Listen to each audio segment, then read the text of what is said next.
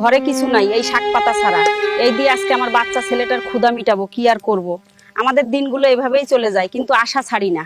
মা, তাড়াতাড়ি খাবার দাও, আমার অনেক ক্ষুধা লেগেছে। ঠিক আছে খোকা, আমি এখনই তোমার জন্য খাবার নিয়ে আসছি, তুমি একটু ধৈর্য ধরো, আমি এখনই ব্যবস্থা করছি। খোকাকে তো বললাম খেতে দিব, ঘরে তো এই শাক পাতা ছাড়া কিছু নাই। এই দিয়ে কি আজ আমার খোকার খিদে মিটবে? আমি জানি না আমার খোকার পেট আজ ভরবে কিনা। এ কি, তোমার চাল ডাল বদলে শাক রান্না করছো? এইটা দিয়ে কি বাচ্চাটার পেট ভরবে? দাঁড়াও, আমি কিছু একটা করছি। ছি, তুমি নদীর ময়লা পানি পান করছো, এতে তোমার শরীর খারাপ করবে খোকা। এটা একদম খাবে না। এসো আমার সাথে বাড়িতে চলো, আমি তোমাকে পরিষ্কার পানি দিচ্ছি। আমি তো জঙ্গলে চলে আসলাম, যাই কয়টা কাঠ এক জায়গায় করে দোকান দিব, এর বদলে চাল ডাল নিয়ে গিয়ে খোকার মাকে দিব। যাই তাড়াতাড়ি।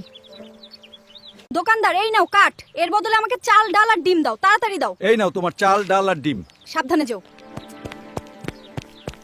এই নাও খোকার মা, এইখানে চাল ডাল মশলা ডিম সব আছে, খোকার জন্য রান্না করো তাড়াতাড়ি, আমি নিজ হাতে ওকে খাইয়ে দিব। নাও বাবা, খাও। আও, ক্ষুধার্ত পেট আর খাবারের অভাব এ যেন জীবনের সবচেয়ে করুণ এক গল্প। যে পেট ক্ষুধায় কাঁপে, তার চাহিদা